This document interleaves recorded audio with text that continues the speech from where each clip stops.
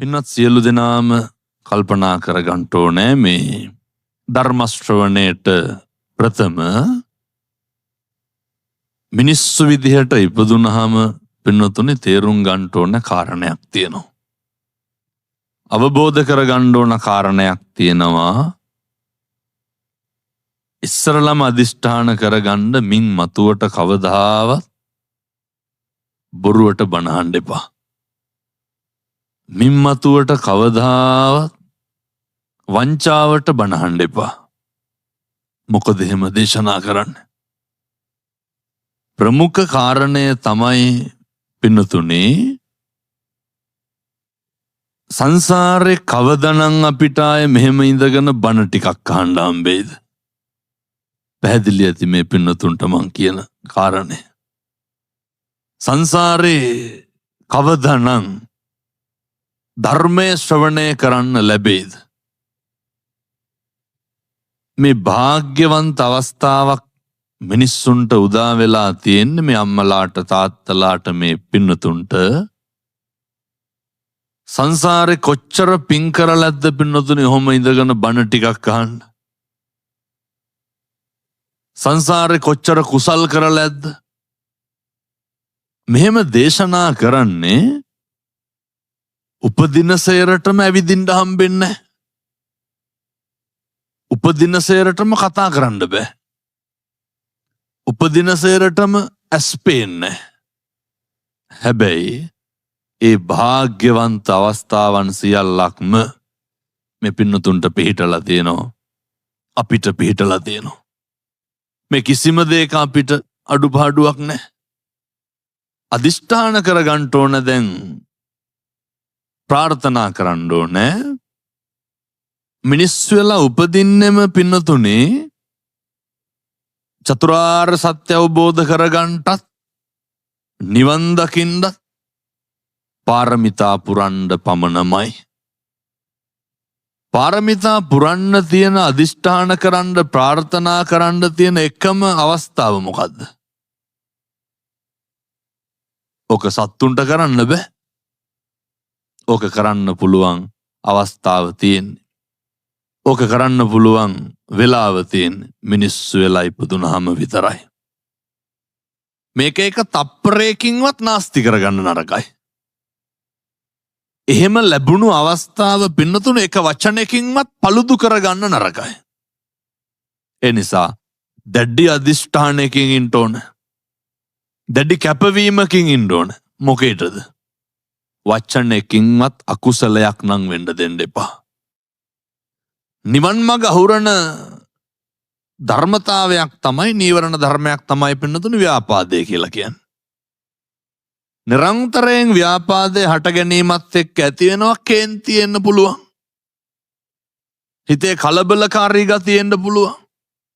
කේන්තියේ කලබලකාරී ගතියේ මූලික අවස්ථාව විදිහට මොකද්ද පේන්නේ? මේක මුලින්ම නැති කරලා දාපුවාම ඉවරයි. අදිෂ්ඨාන කරගන්න. හෙට ඉඳන් කිසි කෙනෙකුට තෝ කියලාවත් කතා කරන්න එපා. කෙනෙකුට බනිනකොට තෝ කියලා බනිනකොටද කේන්ති යන්නේ ඔයා කියලා බනිනකොටද කේන්ති යන්නේ? කාටවත් කේන්ති යන්නේ ඔයා කියලා බනිනකොට. පුරුදු වෙන්න. වාචාය සංවරෝ සාදු.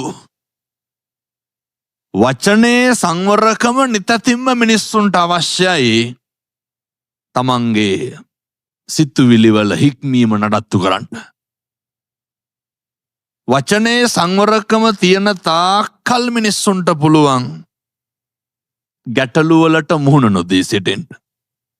යම් තාක් විදිහටද උත්සාහ කරන්නේ අපි පින්වත්නි පරලොව සංග්‍රහය උදෙසා ආධ්‍යාත්මය සංවර්ධනය කරගන්න ඒ තාක් මේ ලෝක වශයෙන් හරි ලස්සනට ජීවත් වෙන්න පුළුවන්. මොකක්ද ඇති වෙන ප්‍රශ්නේ කිසි කෙනෙකුට තෝවත් නොකිය ඉන්නවනම් අවසානයේ මරණ මංචක එළවයි මෙලවයි දෝලණය වෙනකොට මිනිස්සුන්ට මතක් වෙනවා. මතක් වෙන්න ඕන තැන එතන මිනිස්සුන්ට මතක් වෙනවා මම කවදාවත් කිසි කෙනෙකුට තෝ කියලාවත් කතා කරලා නැහැ.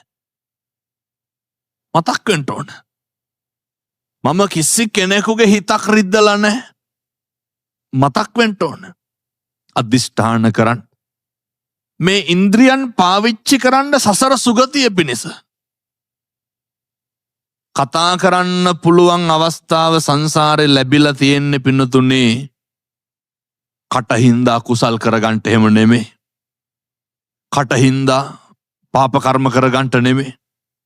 කතා කරන්න අවස්ථාව ලැබිලා තියෙන්නේ මේ ඉන්ද්‍රියන් හොඳට වැඩ කරන්නේ මේකෙන් හොඳට ප්‍රයෝජන ගන්න.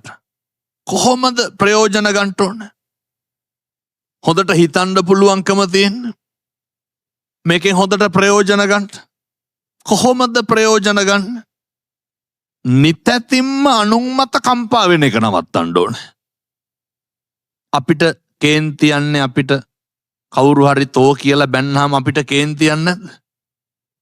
මොකටද වෙන කවුරුවත් තෝ කියන ඒවට අපි කුලප්පු වෙන්නේ? වෙන කාගේවත් අසංවර භාවයට මොකද අපේ සංවරකම නැති කරගන්නේ? පැහැදිලි ඇති මේ පින්නතුන්ට.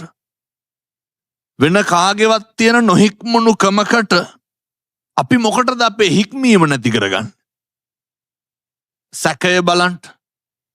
මිනිස්සුන්ට නිරන්තරයෙන් සැකය ඉස්මතු වෙන්නේ, සැකය ඇති වෙන්නේ. කවදාවත් පින්නතුනේ අපිට අපි ගැන සැකයක් ඇති වෙනවද? හැම වෙලේම කුතුහලය ඇති වෙන්නේ. මේ කවුරුවත් මත නෙමේද සැකය ඇති වෙන්නේ? දැන් බලන්න ගෙදර දොර ඉන්නකොට කවුරු හරි දෙන්නෙක් කතා කර කර ඉන්නවා. එතනට කවුරු හරි එනකොට අපි හිතමු දැන් අපි ගෙදර යනකොට කවුරු හරි දෙන්නෙක් කතා කර කර ඉඳලා එකපාරම කතාව නවත්තනවා. එතකොට මොකද්ද අපිට ඇති වෙන්නේ? සැකයක් ඇති වෙන්නේ. මොකටද පින්නතුනේ වෙන කවුරුවත් කතා කර කර ඉඳලා නවත්තපුවම අපි සැක කරන්නේ? ජීවිතේ පුරුදු වෙන්න ඕන අපි එක්ක ජීවත් වෙන්න. මෙහෙම මේ කාලය මගහැරුණාම තියෙන ගැටලුව තමයි පින්නතුනේ තථාගතයන් වහන්සේගේ බොහොම විශිෂ්ට දේශනාවක් අඩංගු ධනංජානි සූත්‍රයේ සරියුත් මහ රහතන් වහන්සේ ප්‍රමුඛව බුදුරජාණන් වහන්සේ රජගහ වස්වසලා ඉන්නකොට සරියුත් මහ රහතන් වහන්සේ 500ක් භික්ෂුන් වහන්සේලා පිරිවරාගෙන දක්ෂිණ විහාරේ පින්වත්නි වස් සමාදන් වෙනවා. භික්ෂුන් වහන්සේ නමක් බුදුරජාණන් වහන්සේ හමු වීමට ඇවිල්ලා මාස 4ම වස්වසලා ඉවර වෙලා බලනවා දැන් සරියුත් මහ රහතන් වහන්සේ හම්බෙලා යන්නම් කියලා කල්පනා කරනවා ආපු එකේ. උන්වහන්සේ බොහොම ඈත ඉඳන් වැඩලා තිබ්බේ. ගිහලා සරියුත් මහ රහතන් වහන්සේ හම්බෙනවා. හම්බුනහම කියනවා මම මේ බුදුරජාණන් වහන්සේ සමීපේ මාස 4කට වැඩි කාලයක් ගත කරා. හොඳට ධර්මය ඇහුවා. හොඳට කමටහන් ටික ලබා ගත්තා. නැවත මම ඉන්න තැනට වඩින්න කලින් ඔබ වහන්සේ බලලා යන්න ආවේ. දැන් සරියුත් මහ රහතන් වහන්සේ අහනවා කොහොමද රජගහ තොරතුරු? මගේ සහෝදරයා මුගලන් මහ රහතන් වහන්සේ ඉන්නවද? ආනන්ද හාමුදුරුවෝ ඉන්නවද? විස්තර අහනවා. විස්තර කියනකොට අර භික්ෂුන් වහන්සේගෙන් අහනවා සරියුත් මහ රහතන් වහන්සේ මගෙත් යාළුවෙක් ඉන්න ඔය පැත්තේ. කවුද? ධනංජානි. භික්ෂුන් වහන්සේ කියනවා සරියුත් මහ රහතන් වහන්සේ ඒ මිනිස්සයා ගැන නම් කියන්න එපා. හරි නරකයි. හරි දුෂ්ටයි. එයාගේ පළවෙනි විවාහේ බිරිඳ නැති වුණාට පස්සේ අලුතෙන් බිරිඳක් ගෙනාවා. ඒ බිරිඳ හරි නරකයි. රජුරුවත් එක්ක එකතු වෙලා මිනිස්සුන්ගේ ඉඩම් මංකොල්ල කනවා. බදු සල්ලි හොරා කනවා. පින්වත්නි මේ ජීවන අරගලය තුලින් ගොඩනැගෙන සමහරක් ප්‍රශ්න එදත් තිබිලා තියෙනවා. ඒවට උත්තර හොයන්න ගියේ කොහොමද? දස අකුසලයෙන්. ධනංජානි පිළිතුරු හේවේ දස අකුසලයේ තුලින්. මේ කාරණා ටික සරියුත් මහ රහතන් වහන්සේට කියනවා. සරියුත් මහ රහතන් වහන්සේ වස් කාලේ ඉවර වෙච්ච ගමන් මොකද කරන්නේ? ගිහිල්ලා හම්බෙනවා ධනංජානි හම්බෙනවා. ධනංජානි හම්බුණාට පස්සේ සරියුත් මහ රහතන් වහන්සේ ධනංජානිගෙන් අහනවා පින්නතුනේ ධනංජානි ඇත්තද මේ පෙරට වඩා හරි දුෂ්ට විදිහට කාලය ගත කරනවා කියලා කියන්නේ? යාළු මිත්‍ර හම්බුණාම සරියුත් මහරහතන් වහන්සේගේ හොඳ මිත්‍රේ ධනංජානි බමුණ සරියුත් මහරහතන් වහන්සේට කියනවා, හාමුදුරුවනේ තිබ්බ ප්‍රශ්න හින්දා කරන්න දෙයක් නැති වුණා. තිබ්බ ගැටලු හින්දා කරන්න දෙයක් නැති වුණා. ඔය ධනංජානි මුහුණ දීපු අත්දැකීම් වලට නෙමෙයිද අපි මේ මුහුණ දෙන්නේ? එදිනෙදා ඇතිවෙන ගැටලුත් එක්ක අපි කොච්චර කියනවද කරන්න දෙයක් නැහැ කියලා කියන්නේ නැද්ද? මිනිස්සු කියනවානේ පව් නම් තමයි කරන්න දෙයක් නැහැ. අපිට කියන්න තියෙන්නේ පින්නතුනේ පව් තමයි කරන්න දෙයක් නැහැ කියලා. මිනිස්සු කොච්චර කියනවද මේක දැන මේ පාප කර්මය තුල නියැලෙන්න ඕන කියලා? හොඳට මතක තියාගන්න. අපිට දරුවෝ ඉන්නවා. අපිට බිරිඳ ඉන්නවා.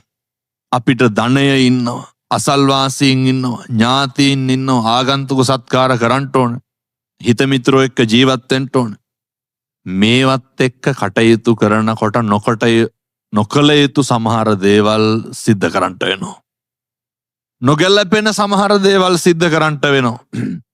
සරියුත් මහරහතන් වහන්සේ අහනවා, රජ්ජුරුවත් එක්ක එකතු වෙලා නේද හොරා කෑවේ? ධනංජානිගෙන් අහනවා. ධනංජානි කියනවා, ඔව් හාමුදුරුවනේ. ළමයි වෙනුවෙන් නේද මෙහෙම කරේ? ඔව් හාමුදුරුවනේ. බිරිඳ වෙනුවෙන් නේද මෙහෙම කරේ? ඔව් හාමුදුරුවනේ. පින්නතුනේ මෙහෙම දීර්ඝ විස්තරයක් අහගෙන යනවා. සරියුත් මහරහතන් වහන්සේ ධනංජානි බමුණව හොඳ මගට ගන්නවා. කාලයා ගෑවෑමෙන් ධනංජානි ඔත්පොළ වෙනවා. ඔන්න දැන් තමයි පින්නතුනේ අපට ජීවිතේ මුහුණ දෙන්න වෙන යථාර්ථයට මුහුණ දෙන්න සිද්ධ වෙන්නේ. කොතනද? ධනංජානි හොඳටම ඔත්පොළ වෙනවා. ධනංජානි හොඳටම අසනීප වෙනවා. දරුවතේ ඉක්මනට ධනංජානි පණිවිඩයක් යවනවා සරියුත් මහරහතන් වහන්සේට, මගේ මිත්‍ර සරියුත් හාමුදුරුවන්ට එන්න කියන්න. පින්නත සරියුත් මහරහතන් වහන්සේ බොහෝම ඉක්මනට එනවා. ඇවිල්ලා බලනවා දැන් ධනංජානි නරකේ උපදින්න හදන්නේ. අහනවා, දරුවෝ ඉන්නවද? නැහැ. කවුරු හින්දාද මේ දේ අපි කරන්නේ? අවසානයේ ඒව භුක්ති විඳින්න උනහම කවුද භුක්ති විඳින්න ඕන? දැන් බලන්න. මේ පින්නතුන් කවදා හරි කේලමක් කිව්වනම් කිව්වේ අපි ගැනද අනුන් ගැනද? අනුන් ගැන නෙමෙයිද කේලම් කියන්නේ? ඒ අකුසලයේ භුක්ති විඳින්න ඕන කවුද? අර කියනවනේ ගත්තු කියනවා පද හදනවා කියලා. කවුරු ගැනද ඒ කියන්නේ? අනුන් ගැන කියන්නේ. ඒ අකුසලයේ භුක්ති විඳින්න ඕන කවුද? අපි. මිනිස්සු නිරන්තරයෙන්ම පරුස වචනයෙන් ආමන්ත්‍රණය කරන්නේ කාටද? අපිටද අනුන්ටද? හැබැයි අකුසලයේ කාටද? මොකටද පින්නතුනේ? මිනිස්සු වෛර කරන්නේ කාටද? අනුන්ට. මිනිස්සු දේශ කරන්නේ කාටද? අපි අපිට වෛර කරන්නේ නැහැ. අපි අපිට ද්වේෂ කරන්නේ. අපි අපිට දෙස් දෙවොල් තියන්නේ නැහැ. මේ හැම එකක්ම මිනිස්සු කරන්නේ අනුන් වෙනුවෙන්. අවසානයේ අකුසලයේ විතරක් කවුද භුක්ති විඳින්නේ? අකුසලයේ විතරක් අපි භුක්ති විඳින්න ඕන. මොකටද අනුන් හින්දාව කරලා අපි පව් පුරවා ගන්න? ජීවිතේ පුරුදු වෙන්න අනුන් මත අකුසල කරන එක නවත්තන්න. ජීවිතේ හැඩගස්ව ගන්න. අනුන් මත ද්වේෂය ඇති වෙන එක නවත්තන්න. ධනංජානිගෙන් අහනවා සරියුත් මහරහතන් වහන්සේ, ධනංජානි කිසිම කෙනෙක් නැහැ. පින්නති ධනංජානි මහා ප්‍රඥාවන්ත භික්ෂුන් වහන්සේලා අතර අග්‍රස්ථායක සරියුත් මහරහතන් වහන්සේ. උන්වහන්සේගේ තිබ්බ ප්‍රඥාවේ ආනුභාවයෙන්, උන්වහන්සේගේ තිබ්බ ප්‍රඥාවේ බලයෙන් මොකද කරන්නේ? ධනංජානිගේ නරකයේ තිබ්බ ආදීනව කියලා පෙන්නලා දීලා ධනංජානි කොහාටද යොමු කරන්නේ? තිරිසන් ලෝකෙට යොමු කරනවා. තිරිසන් ලෝකේ ආදීනව කියනවා. කුසල් ඉස්මතු කරවනවා. ඒකනේ පින්නතුනේ අර පැහැදිලි කරන්නනේ පුඤ්ඤං චේ පුරිසෝ කෛරා කෛරාතේ තං පුනප්පුනං. කරපු පින්කම් නැවත නැවත සිහිපත් කරන්න පුළුවන්කම තියෙන්න ඕන. එතකොට තමයි සුඛෝ පුඤ්ඤස්ස උච්චයෝ. ඒ පින්වල ආනිසංසයේ බලය ආනුභාවයේ වැඩි දියුණු වෙන්නේ කොයි වෙලාවටද? ඒවා නැවත නැවත සිහිපත් කරන්න පුළුවන්කම තියෙනකොට. ධනංජානිට අර කරපු පින්කම් නැවත නැවත සිහිපත් කරනවා. කරපු පින්කම් නැවත නැවත මෙනෙහි කරනවා. ඊට පස්සේ ධනංජානි අරගෙන එනවා പ്രേත ලෝකෙට. പ്രേත ලෝකේ පැහැදිලි කරනවා. කැම ටික කන්න බෑ. බෙල්ල හරි හීනි. අසූචි මල මුත්‍රා අනුභව කරන්නට වෙන්නේ. පින්නත් මේ සංසාර දුක සංසාර බය කියන එක ඇති වෙන්න ඕනේ. අපිට අපි කරපු වැරදි වලට අපිට අපි ගැන බය ඇති වෙන්න ඕනේ.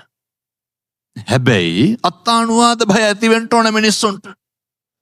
වැඩිපුරම අපිට කේන්ති යන්නේ අපි කරන වැරදි වලටද අනුන් කරන වැරදි වලටද? දැන් ඔය ගෙදර දොර ඉන්නකොට අපි හිතන්නකෝ අපි අතින් පිගානක් බිම වැටෙනවා කියලා. කවදාවත් අපිට කේන්ති යනවද? කවුරුවත් දැක්කේ නැත්තම් හිමීට කටු ටික අල්ලලා විසිකනවා මිසක්කල් වෙන කවුරු හරි ඉතින් ඕක වුණොත් එහෙනම් මොකද කරන්නේ? අපිට කේන්ති යනවා, අපිට තරහ යනවා, අපි කෑ ගහනවා. මොකටද අනුන් කරන වැරදි වලට අපි කේන්ති ගන්නෙ? අපි පුරුදු වෙන්න ඕන, හදාගන්න, සකස් කරගන්න හුරු වෙන්න ඕන මොකද්ද? අපේ අතින් සිද්ධ වෙන වැරදි අඩුපාඩු වල බය දකින්න පුරුදු වෙන්න. මේක මම භුක්ති විඳින්න වෙනව නේද කියන එක දකින්න හුරු වෙන්න. ඒක දකින්න ඕන පින්නතුනේ. ඔය කොච්චර සත්තු ඉන්නවදනේ. ඔය කන් කඩා වැටිච්ච, කන් කුණු වෙච්ච සත්තු. ගෙදරකට ගන්නෙ නෑ, ගහ ගහ එලවනවා. කෑම ටිකක් වෙලාවට නෑ, බෙහෙත් ටික නෑ. අපි කෑම කනකොට අපේ ගෙදර ඉන්න හුරතලයට ඇති කරන සත්තුනත් ඇවිල්ලා නගුට වනනවනේ. කවදාවත් අපි වගේ ප්‍රණීතව කෑම ටිකක් කන්න පුළුවන්ද? අපි වගේ දුකක් කියන්න පුළුවන්ද? දැන් බලන්න කොච්චර දුකද මේ තිරිසන් ලෝකේ. සරියුත් මහරහතන් වහන්සේ පෙන්නනවා ධනංජානිට. උන්වහන්සේට එහා සමාන ප්‍රඥාවකුත් තිබ්බ පින්නතුනේ. කොහොමද පෙන්වන්නේ? අපිට මේ ලෝක වශයෙන් බලපුවාම අපිට පුළුවන් ද අපේ දරුවෙක් දෙන්න පුළුවන්ද? අපිට දරුවෙක් දෙන්න බෑ. සංසාරේ කවදාවත් ඕක කරන්න බෑ. අපේ ගෙදර බැල්ලි පැටව ගෙවුවොත් පැටව විකුණන්නේ නැද්ද අපි? පව් නැද්ද? අකුසල් සිද්ධ වෙන්නේ නැද්ද? ඒ සත්ත්ව ලෝකේ අම්මලා පොදුයි.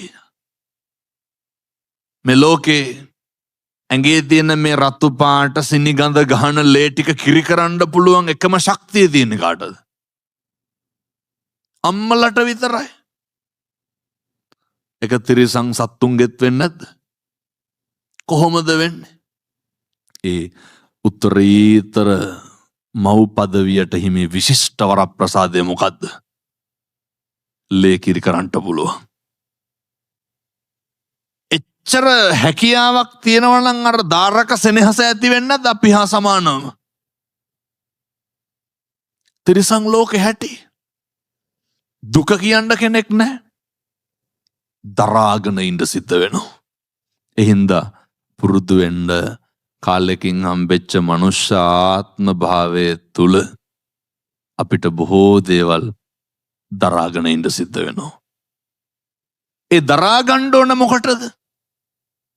මේ ධර්මයේ තියෙන්නේ දරාගෙන ඉන්න, ධර්මයේ තියෙන්නේ පින්නතුනේ අපිව අල්ලගෙන ඉන්න. ධර්මයේ තියෙන තාක්කල් අපි පල්ලහැට වැටෙන්නේ. ඒ නිසා නිරන්තරයෙන් ඇහැට පේන මේ තිරිසන් ලෝකයේ දිහා බලලා ඒ මට්ටමට වැටෙන්න නරකයි.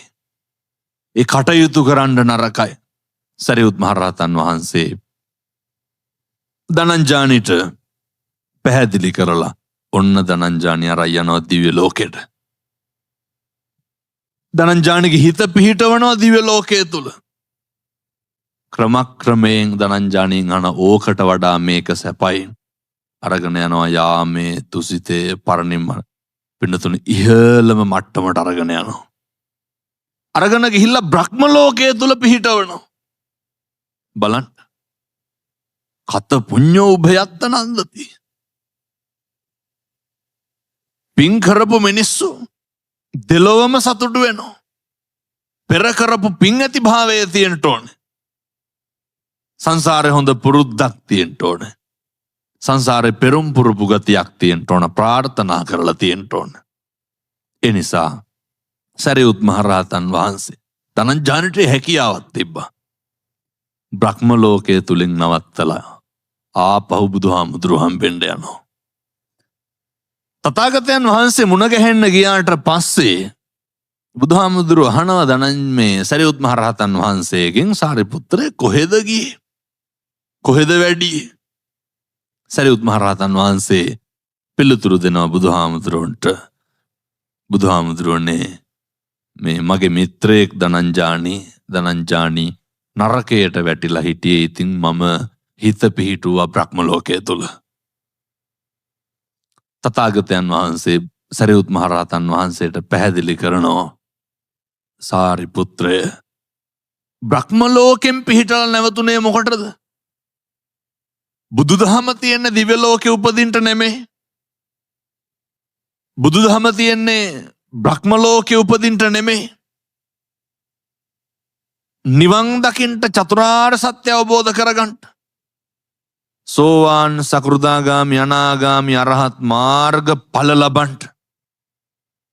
බුදුහාමුදුරුවෝ සරියුත් මහරහතන් වහන්සේට දේශනා කරනවා සාරිපුත්‍රය තව ටිකක් ඉදිරියට ගියා නම් මොකද වෙන්නේ?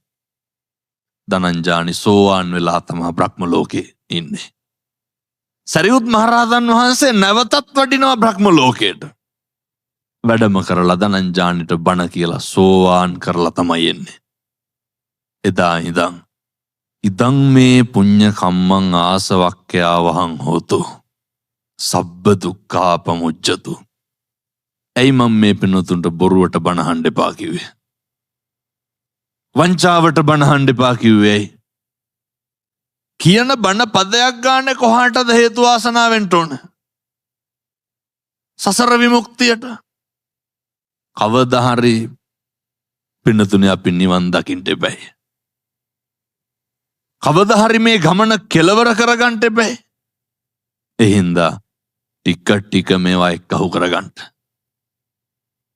ටික අදිෂ්ඨාන කරන්න. කවුද පින්නතුනේ ලෞතර සම්බුද්ධ ශාසනය තුල අනුරුද්ධ මහරහතන් වහන්සේ දිවස්සත්ත වුන් අතරින් අග්‍රස්ථායක. උන්වහන්සේ කල්ප ලක්ෂයකට කලින් කල්ප ලක්ෂයක් බුදුරජාණන් වහන්සේ නමක් ඉදිරියේ බුදුරජාණන් වහන්සේ එක භික්ෂුන් වහන්සේ නමකට අගතනතුරක් පිරිනමනකොට කෙලවරක ඉඳලා ඒක බලාගෙන ඉඳලා අදිෂ්ඨානයක් කරනවා, ප්‍රාර්ථනාවක් කරනවා. මටත් කවදා හරි බුදුරජාණන් වහන්සේ නමක් ඉදිරියේ මෙවැනි තනතුරක් ලැබේවා. ප්‍රාර්ථනා කරනවා. ප්‍රාර්ථනා කරලා ඇවිල්ලා බුදුරජාණන් වහන්සේට දානෙට ආරාධනා කරනවා. පහුවදාට එවකට අනුරුද්ධ තරුණයාගේ නිවසට බුදුරජාණන් වහන්සේ ලක්ෂයක් මහා සංඝරත්නය පිරිවරාගෙන වඩිනවා. මම මේ පැහැදිලි කරන්න පින්නතුනේ මේ ප්‍රාර්ථනා කරන එකේ තියෙන වටිනාකම. අරමුණක් නැතුව මොකද්ද කරන්න පුළුවන්? ප්‍රාර්ථනාවක් නැතුව අදිෂ්ඨානයක් නැතුව මොකක්ද ළඟා කරගන්න පුළුවන් ප්‍රතිඵලය? අරමුණක් තියෙන්න ඕනේ. ප්‍රාර්ථනාවක් තියෙන්න ඕනේ. ලක්ෂයක් මහා සංඝරත්නය දන් වළඳලා අවසානයේ ගිහිල්ලා අහනවා තරුණයා බුදුරජාණන් වහන්සේගෙන් බුදුහාමුදුරුවනේ ඊයේ මම ප්‍රාර්ථනාවක් කරා මේක ඉෂ්ට සිද්ධ වේද කියලා අහනවා. එතකොට බුදුරජාණන් වහන්සේ දේශනා කරනවා මෙතෙන් සිට කල්ප ලක්ෂයක් ඉක්ම වූ තැන. මෙතෙන් සිට කල්ප ලක්ෂයක් ඉක්ම වූ තැන මතු බුදු වෙන ගෞතම සම්බුද්ධ ශාසනය තුල දිවස්සත්ත උන් අතරින් අගතනතුරු ලබනවා. කල්ප ලක්ෂයක් අද පටන් ගන්න. යශෝදරා මහරහත් තෙරණින් වහන්සේ පිරිනිවන් පාන්න ප්‍රථම බුදුරජාණන් වහන්සේ හම්බෙන්න ආවට පස්සේ ලෞතුරා බුදුරජාණන් වහන්සේ පින්වත් යශෝදරාවෙනි කියලා ආමන්ත්‍රණය කරලා කියනවා මහා ශ්‍රාවකයන් වහන්සේලා කල්ප ලක්ෂයක් පෙරම් පුරලා තියෙනවලු පින්නතුනේ. කෝටි ගාණක් මහා සංඝරත්නයේ මහා රහතන් වහන්සේලා වැඩ හිටපු භූමියේ මහා ශ්‍රාවකයන් වහන්සේලා කී දෙනයිද? 80යි. ලක්ෂ ගාණක් හාමුදුරුවෝ ඉන්නකොට ප්‍රාර්ථනාව පෙරම් පිරූ භාවය පින්නතුනේ අග්ග ශ්‍රාවකයන් වහන්සේලා අසංඛ්‍යය වූ කල්පයක් පෙරම් පුරලා තියෙනවා. ඒකලා කියනවා පින්නත් යශෝදරාවෙනි ඔබ කොච්චර කාලයක් සංසාරයකට ඉඳලා තියෙනවද? අසංඛ්‍යය වූ කල්ප ලක්ෂ 4ක්ම එකට හිටියේ කවුද? බෝධිසත්වයන් වහන්සේගේ පාද පරිචාරිකා වුණේ කවුද? පින්නත් යශෝදරාව. එතකොට හරි වැදගත් පවුල කියන එක මොකේටද? නිවන් දකින්නටත්. සංසාරේ කොච්චර අදිෂ්ඨාන කරන්නටද ප්‍රාර්ථනා කරන්නටද මගේ ස්වාමියා වෙන්න ඕන කියලා? බෝධිසත්වයන්ට මුළු සංසාරේ පාරමිතා පුරන්න හයිය උනේ කවුද? යශෝදරාව. යශෝදරා මගේ බිරිඳ විදිහට ලැබෙන්න ඕන කියලා බෝධිසත්වයෝ කොච්චර ප්‍රාර්ථනා කරන්නට ඇද්ද? මතක තියාගන්න. නූතනයටත් ඕන කවුද? බිරින්දෑවරුන්ට ඕන සිද්ධාර්ථ බෝධිසත්ව උත්තමයෝ වාගේ ස්වාමි පුරුෂයෝ. ඒ වගේ ස්වාමි පුරුෂයෝ හම්බෙන්නේ කාටද?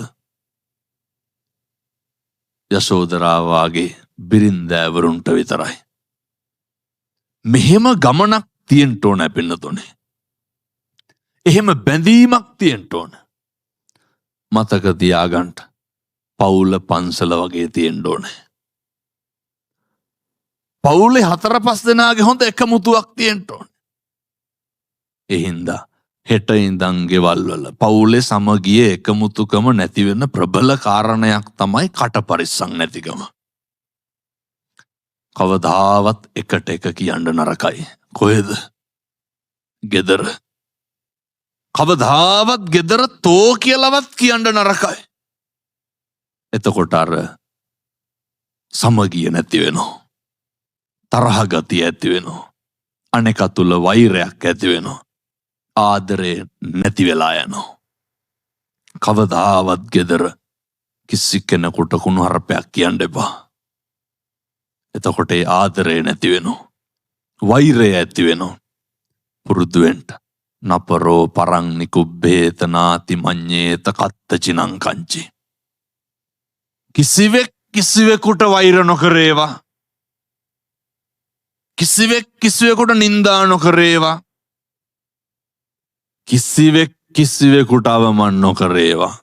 නිරන්තරයෙන් පුරුදු වෙන්න. වෛරය අවමන් කිරීම නින්දාව ඇති වෙනවා පින්නතුනි වැඩිපුරම කවුරු මතද? පිටස්තරය මත නෙමෙයි. අපිට වැඩිපුරම වෛර කරන්නේ අඳුරන්නේ නැති මිනිස්සුද අඳුරන මිනිස්සුද? අඳුරන මිනිස්සු. මතක තියාගන්න. අපිට ක්‍රෝධ කරන්නේ කවුද? අපේ හිතවත් මිනිස්සු. අපිට කවදාවත් නින්දා කරන්නේ පිටස්තරයෝ. කවුද නින්දා කරන්නේ? අපි කාලයක් ළඟින් ඇසුරු කරපු මිනිස්සු. එතකොට මොකද පින්නතුනේ නින්දා කරන්න හිතෙන්නේ වෛර කරන්න හිතෙන්නේ? මම මේ කාරණයක් පැහැදිලි කරන්නම් ඔය ඇත්තන්ට. නින්දාව නවත්තන්න ඕනේ. වෛරය නවත්තන්න ඕනේ. එහෙම නැති වුණොත් අපිටත් අර මොන සතාද මොන සතාටද බය ජීවත් වෙන්නේ නැත්තේ. හැම සතෙක්ම පින්නතුනේ හැම සතෙකුටම බයේ ඉන්නේ. මනුස්ස ලෝකේ තුල මොකටද අපි ඕක කරන්නේ? වෛරය කියන මේ කුණු ටික අයින් කරන්න පුළුවන් එකම ආත්මය මොකද්ද? මැරෙන්න කලින් පුරුදු වෙන්න. වෛරය නැති කරලා මැරෙන්න. මැරෙන්න කලින් පුරුදු වෙන්න. ද්වේෂය නැති කරලා මැරෙන්න. මෙහෙම කොහොම දේශනා කරත් සමහර විට අපේ සිතුවිලි වල තියෙනවා අර කියනෝනේද කාට කෙරුවත් අහවලාට නම් කරන්නේ නැහැ කියලා. කාට උදව් කරත් අහවල් කෙනාට උදව් කරන්නේ නැහැ කියලා කියනවා. ඇයි ඒ? අන්න වෛරය තියෙන තැනින් තමයි වෛරය ඉවත් කරන්න ඕනේ. එහෙනම් කාටද උදව් කරන්න ඕනේ? හිතේ ඉන්න වෛරකාරයාට. කාටද මෛත්‍රී කරන්න ඕනේ? වෛරය නැති කෙනෙකුට මොකටද මෛත්‍රී කරන්නේ? වෛරකාරයට මෛත්‍රී කරන්න. තථාගතයන් වහන්සේ උගන්වන්නේ එහෙමනේ. නහි වේරේන වේරාණිනේ සම්මන්තිද කුදාචන. අවේරේනච්ච සම්මන්ති. ඔච්චරයි. ඒ වෛරය නැති කරන්න පුළුවන් මෛත්‍රියට විතරයි. කරුණාවට විතරයි. දේශනා කරේ පින්නතුනේ මේ අකුසල් සිතුවිලි බහුතරයක් ඇති වෙන්නේ gedaraදි සහ සමීපතමයන් තුල. බරපතල අකුසල් ඇති වෙන්න පුළුවන් දෙමව්පියන් කෙරෙහි. අපි කොච්චර අම්මා තාත්තා ගැන සමහරක් වෙලාවට වෛරයෙන් බලනවද? දෙමව්පියෝ ගැන කොච්චර ද්වේෂයෙන් බලනවද? පුරුදු වෙන්න. කවදාවත් අම්මා තාත්තා ගැන වෛරයෙන් බලන්න එපා. කවදාවත් දෙමව්පියෝ ගැන ද්වේෂයෙන් බලන්න එපා.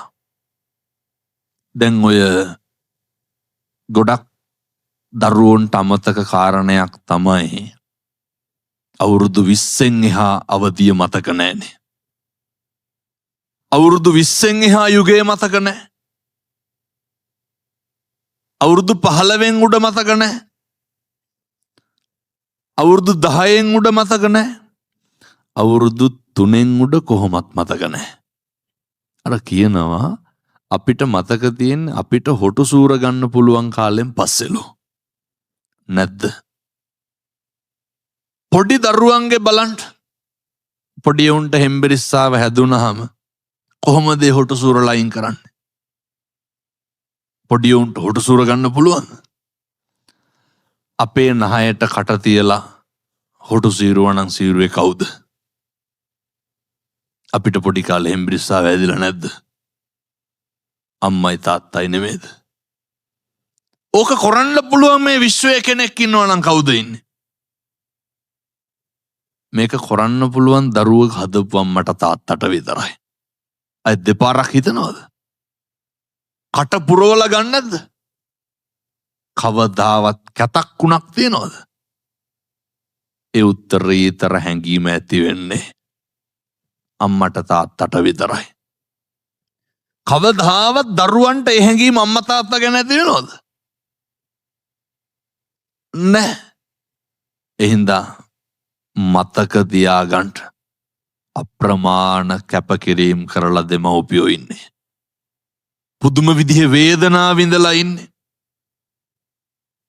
නූතනයේ තුල සමහර භෞතික දේවල් ඒ ඇත්තන්ගෙන් අපිට නොලැබෙන්න පුළුවන්. සමහර කාරණා මත හිත රිදීම් ඇති වෙන්න පුළුවන්. ජීවිතේ කවදාවත් අකුසලයට යමු වෙන්න එපා. ජීවිතේ මිනිස්සුන්ට හදාගන්න බැරි. පින්නත්නි මම මේ තාම දේශනා කරන්නේ මේ පින්නතුන්ට මේ පවුලත් එක්ක කොහොමද මේ ටික හදාගන්නේ කියන එක.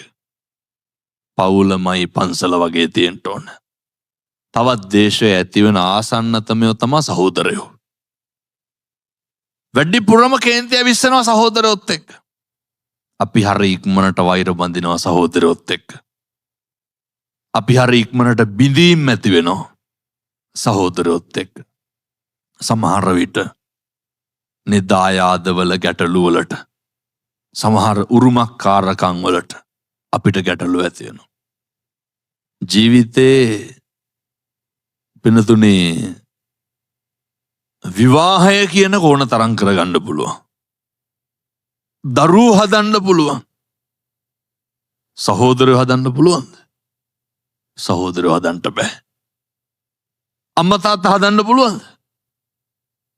අම්මා තාත්තා හදන්න බෑ. දැන් මම මේ දේශනා කරන්නේ දරුවෝ බිරිඳ නොසලකා හරින්න කියලා එහෙම නෙමෙයි. සමහරක් වෙලාවට අම්මා තාත්තා සහෝදරයෝ අපිට මග ඇරෙනවා කවුරු හින්දාද? අපේ දරුවෝ හින්දා.